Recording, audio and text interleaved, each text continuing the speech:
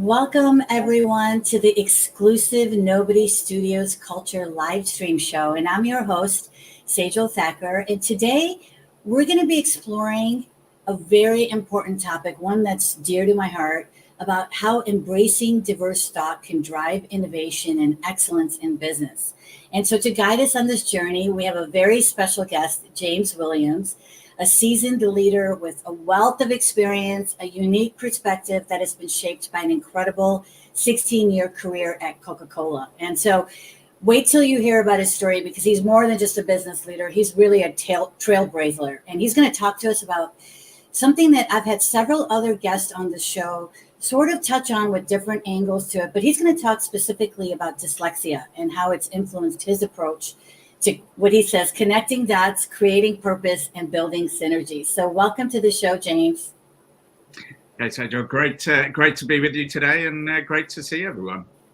Thank you. No, I've had a lot of people already commenting and looking forward to hearing about your story. And as I was preparing for our conversation, the one thing that really jumped out at me, and there were a lot, but the one that I want to focus or start off with is how you were able to navigate one of the most challenging global environments, and you still were able to achieve the highest commercial returns on record for the Olympic and Paralympic Games at Coca-Cola. I mean, that is no small feat. So I wanted to start with learning more about that experience, or maybe you could share with us a key insight or, perspective that you learned while you were at Coca-Cola during this time.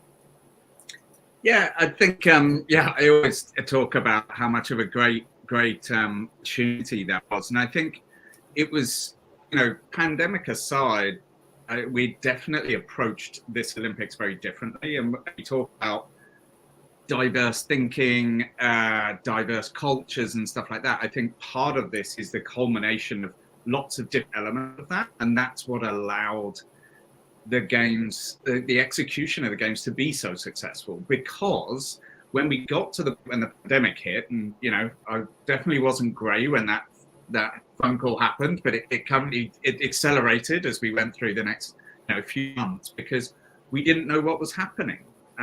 But because you've got the right people in place, because you've got the right thinking in place, and you can allow that to happen, and it happens naturally, you're not trying to force it, that I think that was what allowed us to do. We had the right sort of building blocks, and we knew what we were trying to achieve. We knew how we wanted to achieve it. And then this was just, a bit of a curveball that came out of nowhere that just went, we're going to postpone this for a year. So for me, I think it is about how you connect those dots. It's about the silos, taking away the silos thinking, adding different people's perspectives, adding the learnings and the understandings, playing with it. And that's what's important. I think people these days are so forced into the way that we do stuff and the siloed kind of thinking, that I think for me, that was what made the games the success that it was. And it was the team behind it. A lot of people say, I did it. And it was like, no, it was the team. It's the team behind that make it happen. No, I love that. And when I read about that, I was like, wow.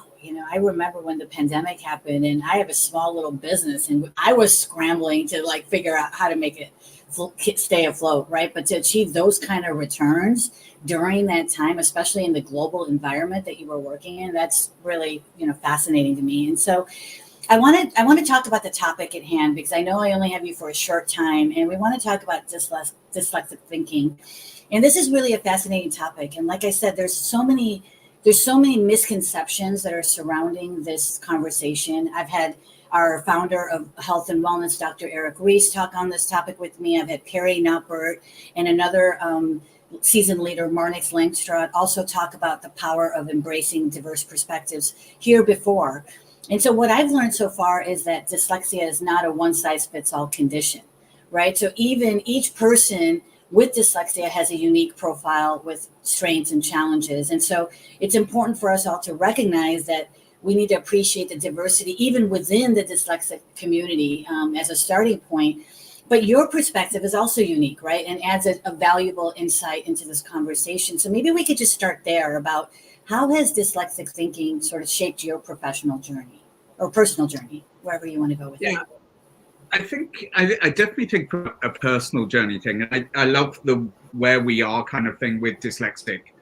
It's getting a greater kind of awareness and acceptance. And I think that's the same with a lot of neurodiversity as well. I think across the board, we're becoming a lot more accepting of different kind of abilities and different and diverse ways that we do stuff. And I think that's great because, you know, from when I was first diagnosed, they would say when I was kind of 10 and they said, oh, you've got a learning difficulty. And you're kind of like, wow, that's a shock. That's like, ow, that hurts when you're 10. And then you continually, because society kind of gets everyone to do exactly the same thing in exactly the same way, that you kind of automatically go outside of that. So you're kind of like, well, I don't fit.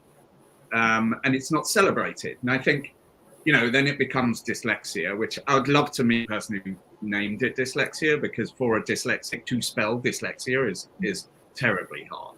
So, but for me, that you had to really drive in a different way because you weren't getting the success in the normal way. So spelling tests, numbers, all kind of stuff at school you're fundamentally graded on.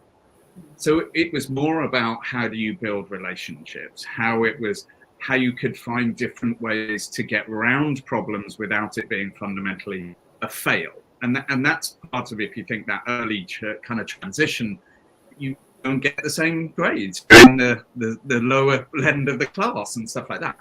And that starts to form impact in the way you do stuff. So you have to look at different ways to innovate and create, to work ways that you can get past stuff. So you find ways to go, hey, you know what? When you're sitting with a group of people, hey, right, we've got a list of topics. So you're right at the beginning going, hey, I want to do this topic and this topic, because you already know that one is not going to get the best out of me. I think then through your career, you go through the whole, you've got to build on your weaknesses, but actually we should be building on our strengths.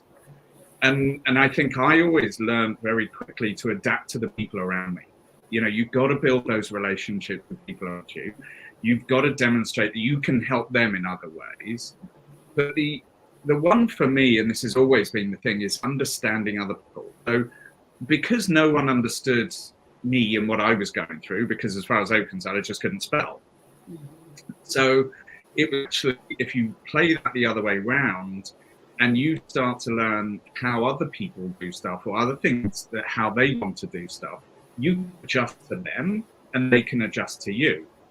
And for me, that was what kind of really pushed me. So it was about working hard, yes, and dedication and perseverance, which becomes so good these days. But it was that understanding other people's points of view, because by that I can support them in things. So I'm going to help them on things they might not be so good at, which I might be good at. And then you start to build some great relationships, great partnerships.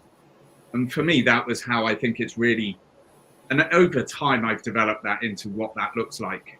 So when I'm now working with teams or I'm building brands or ideas and stuff like that, I know who I want to connect with. I've got people that I work with who know that there's no point getting me to check copy on a piece of creative, because it might go badly wrong. So I think that's what it's really driven to me, and being a lot more accepting of everyone else around me and everyone's strengths and weaknesses and supporting them on those areas.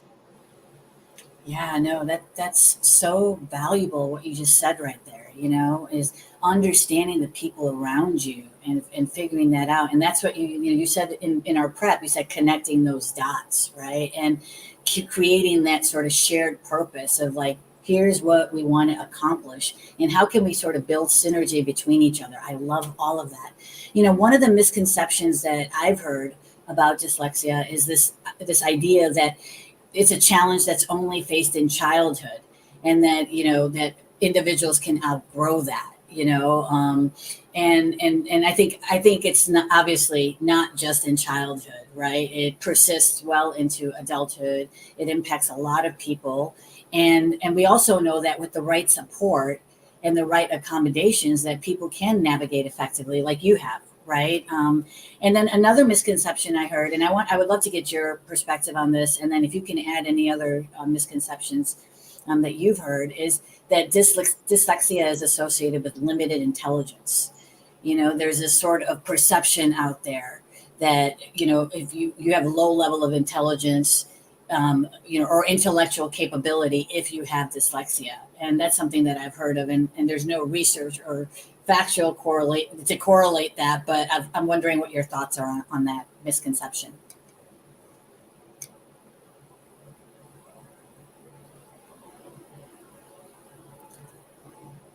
I can't hear you. I don't know if you can hear me. All of a sudden, the sound on.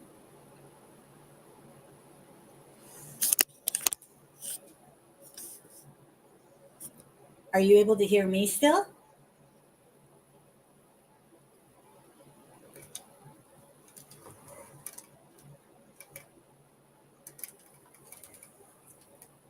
Yeah, I don't know. For some reason, the sound, I can't hear you. How weird. Yeah.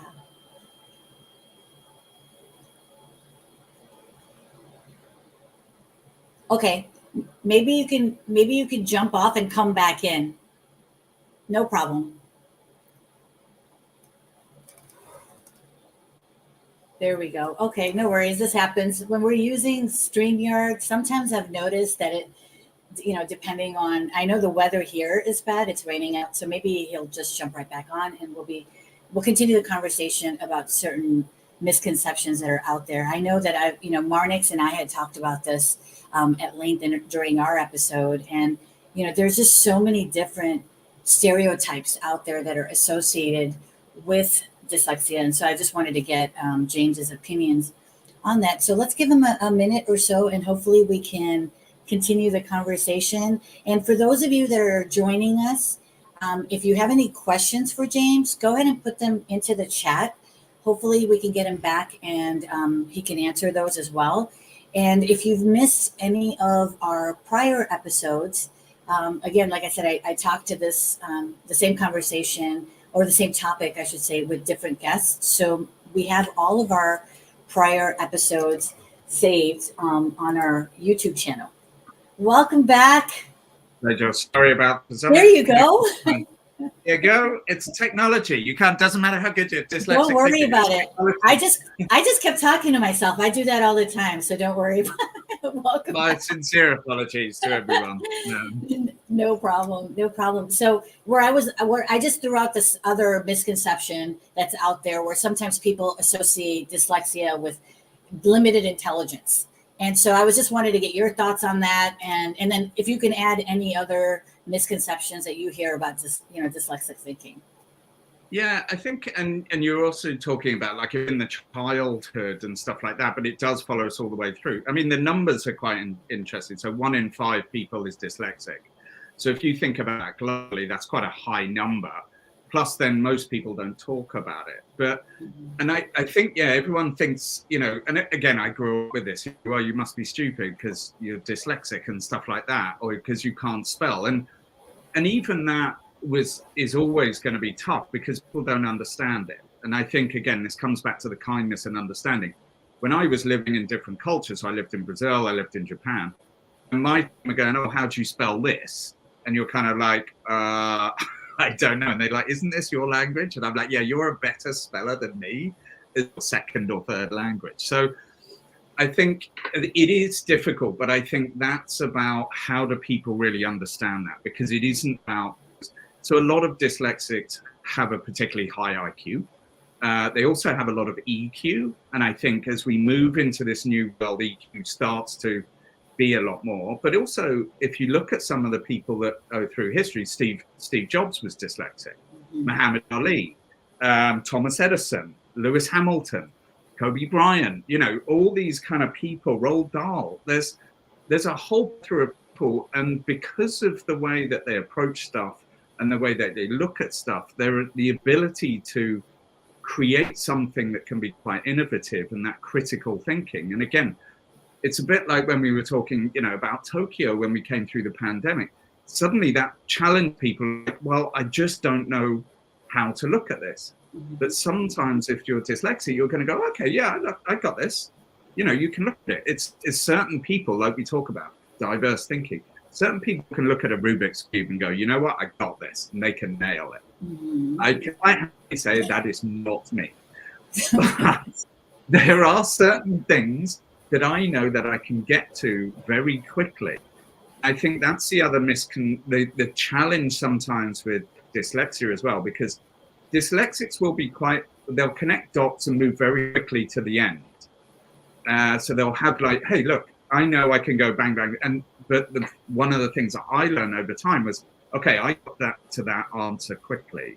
But actually other people don't see it. So you have to spend time kind of talking, understanding and taking them on the journey. And that's not to say they're any less intelligent, more intelligent, something like that. Right. It's just different perspectives. Mm-hmm. And embracing those and talking about it and being kind about it. Yeah, absolutely. I wanted to I wanted to throw this comment. I was just reading this from Sonia Merritt. Please forgive me if I'm mispronouncing your first name. And the question here, it goes right along to what you were just saying. You know, at what age did you realize that you adopted strong compensation and other strengths that you were okay and had something valuable to offer the world? I love that question. Confidence, and she goes on to add, confidence is usually suffers in those with neurodiversity. Thank you for asking that question. And it's a great question. And sorry, I'll be honest, it wasn't until kind of probably halfway through my career where I started to be a little bit more open about this. And again, and I think it's environments you find yourself in. There were definitely environments. And I always remember there was I had a boss, and we talked about expectations of each other at a very early stage within this. It was probably about 15 years ago. And again, it's about how do you work the best with people. And that was when I could go, hey, you know what? Don't send me a really long email with massive paragraphs, because I can tell you, to a dyslexic, we'll look at that and go, it's like sending someone a report. The dyslexic is not going to love reading a report. I used to have to do a lot of contract work. I hate reading a contract, but I know it's something I have to do. But the thing is at some point is going through that. And there are some great tools to help with that now. I mean, there's a great book and website called This is Dyslexia that allows you to go through that and go, hey, you know, I'm really good at visualization, or I'm really good at critical thinking, or I'm really good at this. And that's where you start to build up your own confidence, and you go, you know what, this isn't just me. And the more people you find that like-minded, and again, whether we talk about other, you know, neurodiversity, like ADHD or dyspraxia and stuff like that, it's about finding those things that you do enjoy. It's a bit like work. If you look at Ikigai, is that Japanese kind of process of like, find something you enjoy doing, find something that you love, and then do it for the rest of your life, and you're rewarded for it. So it's the same way with your strengths. Be clear about, okay, you know what, I'm not going to fight this. And I've done that many times where there were things I just put off because I don't want to do them. So you just have that understanding, and then being kind to yourself to go, you know what, I'm not perfect at everything, and that's okay. So that's how I do it. It's tough. I'm not saying it's easy. But, well, it's like everything else, you know, it's like everything else, right? Like the misconception of dyslexia hinders success. I mean, you're a perfect example of how that's not true. I mean, there's so many examples. You gave off so many names, you know, but there's successful individuals across numerous different various industries, business, science, art, music, sports, you know, and so we know now that with the right support and the right environment, these individuals can thrive just like every individual, right? And so I love that we're talking about some of these misconceptions, and I think it's important to raise that awareness so we can move past those and actively work towards fostering a more inclusive and supportive environment for everybody, right? Including neurodiverse folks. And so I would love to hear from you, James, you know, drawing from your own personal experiences and expertise. Can you share some practical, I'm all about practical tips, right? What are some practical strategies that people that are listening to us right now, business leaders, founders, entrepreneurs, anyone listening, what are some things that they can do to help create these environments? Because that's really what it's about. And I'm looking forward to learning from you, because in my role as Chief Culture Officer at Nobody Serious, I'm always striving to look at different ways that we can improve what we're doing already, right? So stage is yours. Yeah. And again, I think one of these things, they're my perspective on this, and I think everyone will have different ways. But again, it's that openness to understanding. I think any business leader goes, hey, you know what? Because there are tough problems. There are a lot of new challenging problems out there. And don't think that we just want the same people to look at the same problems. Actually, let's call in. And I always used to say, when we used to come up with ideas, the ideas can come from anyone on the team. It's not like they just come from a creative department. Right. It's like, you know what? Innovation comes from everywhere. I'd invite anyone, all the people in the office to come out and say, what do you think of it? Because that's more of that understanding. I think the other one is creating that space where you can talk about it. So I didn't actually really talk about my dyslexia until probably, and this is going to sound bad, probably 5 years ago. Mm-hmm. And then at one point, I put it out on a post, and I was like, you know what? And the amount of people that came out and said, hey, you know what? Oh, wow, thank you so much for saying that. And it helped. And I think, again, like all of these things, is how do you do this in a way that people feel that it's okay? You know what? It's okay. And, I joke about it. So I sign up on my emails. It says, I'm made by dyslexia. Expect big thinking, but small typos. You've got to turn it into a bit of that kind of thing. And I think, and I worked a lot within the Paralympics and disability and stuff like that. The first thing they'll do is use a bit of humor about it. So not like we're trying to hide this and talk about it in a negative way. It's like, you know what? Cards on the table. We'll laugh about it. I mean, my wife still laughs about this. If she reads out a phone number to me, I can't write it down, right? So therefore I know. But now she knows, okay, give me 4 numbers, 3 numbers, right? So it's things like that. And again, that open dialogue you can have with that, but also seeing where these critical points are to bring people into the process, especially in business. When you look at those moments in business, what do you need to do? It's the best analogy, and I probably date this a little bit, the original Mission Impossible, where they go, hey, here's the problem. And then they call these 5 different guys. That's what we need to solve that problem. And that's how businesses need to operate. They can't see that it only comes from one place.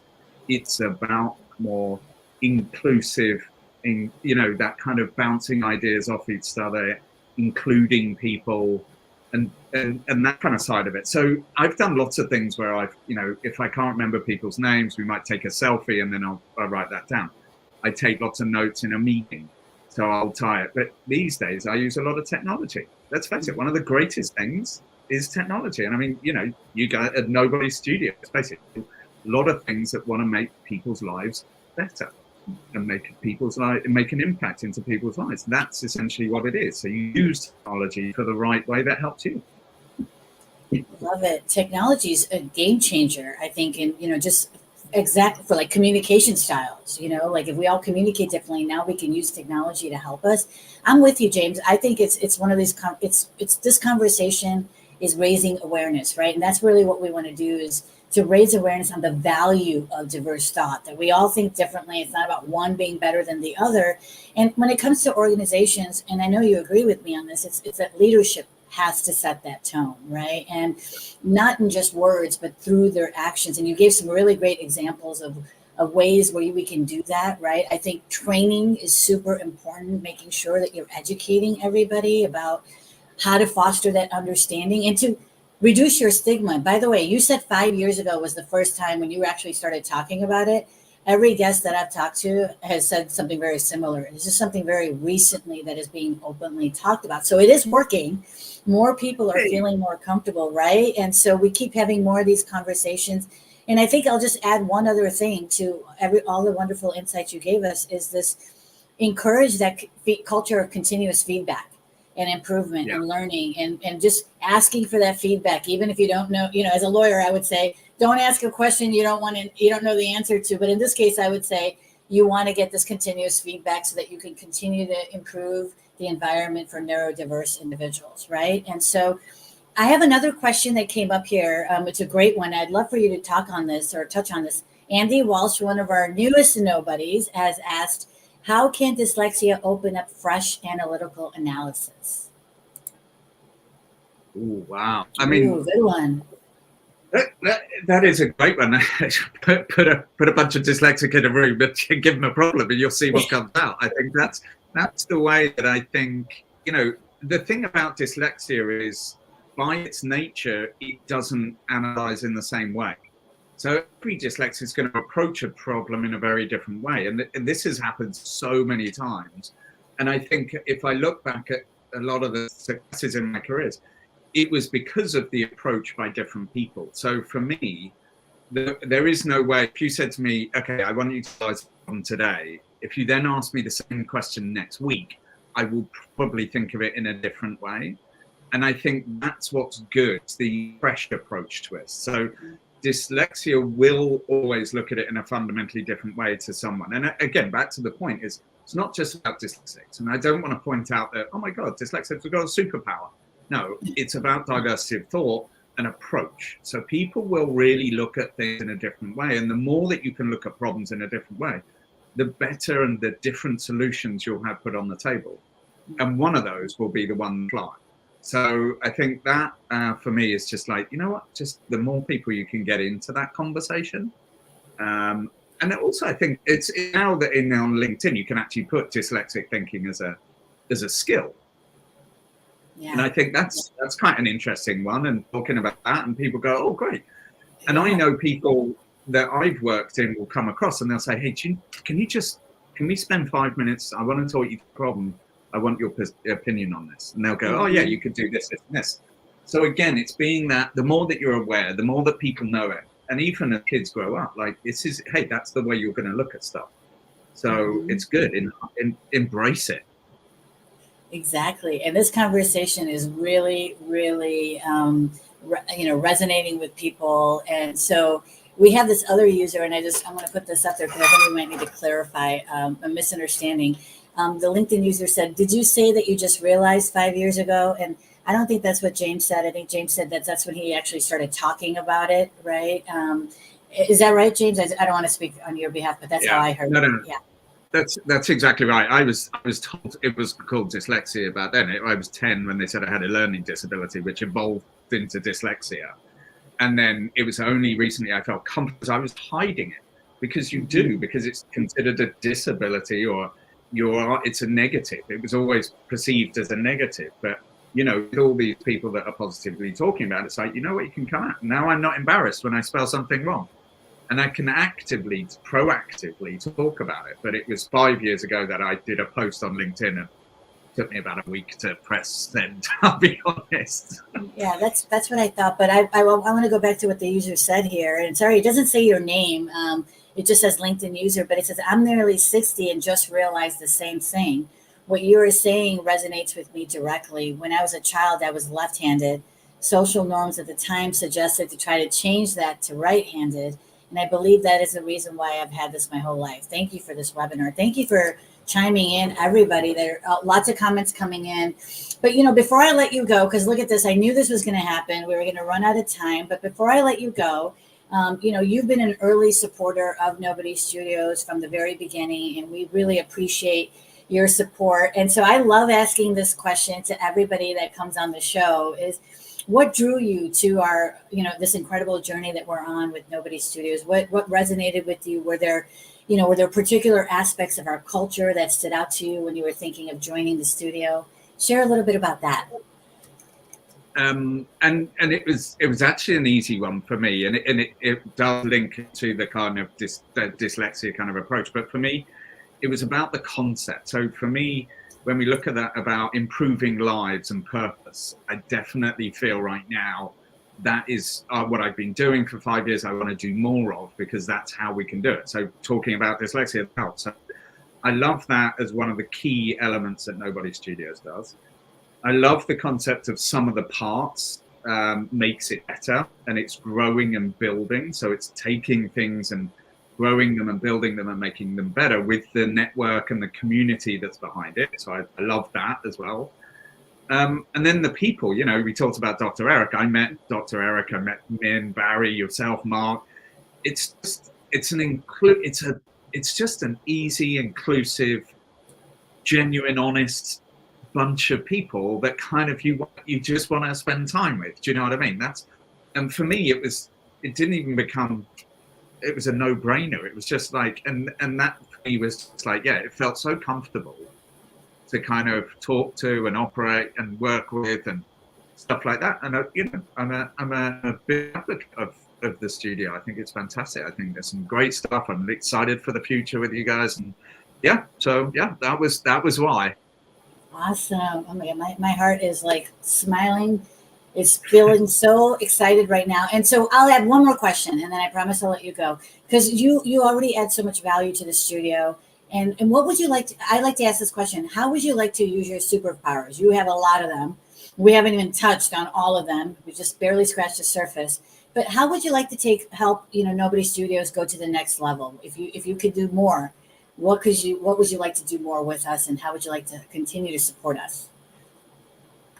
I think for me, I mean, and there's a lot of ways that I could do this. For me, it's about how do I really help connect all those dots and those silos. I'm a great believer. I hate silos, and in business, in so many ways, we're stuck into silos. So the corporate world has silos. It's just fundamentally that's how it's structured. And for me, and I love the agility about this with startups and the studio and stuff like that. How do we connect all those dots? How do we get all those pieces and those integrations and those synergies, these efficiencies and effectivenesses, and build it out? And I think that's what I always try to do in most of the things that I do. Is that's how I think I can add value. Awesome. Well, thank you so much for taking time to really have this important conversation. It resonated with so many people. Thank you, everyone, for joining us. We'll see you next week. I've got some great guests coming up talking on a lot of different topics and some provocative ones. So we'll see you next time, and I hope everybody has a fantastic week. Bye. Brilliant. Thanks, Sejal. Bye. Thank you.